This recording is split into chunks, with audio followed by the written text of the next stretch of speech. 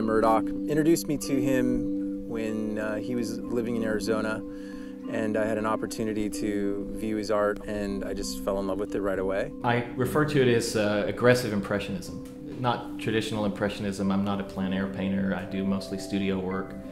The elements that are most important to me are color and texture and the paint itself. My nature is that I want it there and I want it fast, and I don't want to labor over it.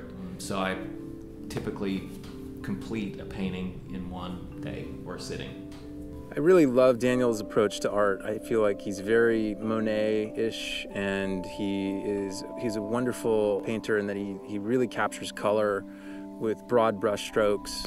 I think he's true to the Impressionist style, and of course that ties in beautifully with how I make my wines. The first two labels that I worked with Bion on were First Dance and Rendezvous.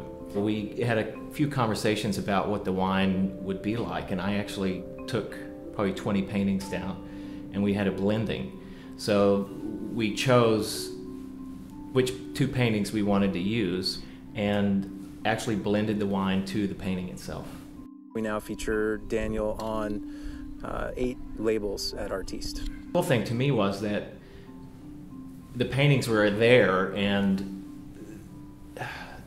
there was a relationship between the wine and the image that they chose. For the recent releases of Les Promenades La Ventana, we actually had wines made before we knew what the art was going to be. We'll have a conversation about that, and it'll be a romantic Burgundy, or it'll be, you know, whatever, and so I'll paint to that. La Promenade ended up being a really interesting Bordeaux blend, a Nouveau Bordeaux, and it was Merlot based, but it also incorporated Syrah into the blend. I just went mostly off of the seasonality of the painting to come up with the blend. You know, the painting evokes a mood or a feeling, and the wine, the flavor of the wine or the palate of the wine, the intention was to bring those two things together.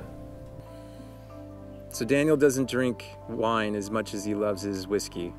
Obviously that's kind of a conflict of interest, right? Well, for me it's because I'm personally involved with it. And I do like wine. I just, the consistency of Scotch is better for me.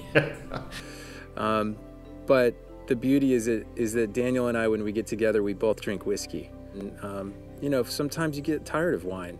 And I actually enjoy learning about distilled beverages, and in particular cask-aged whiskeys and cognacs.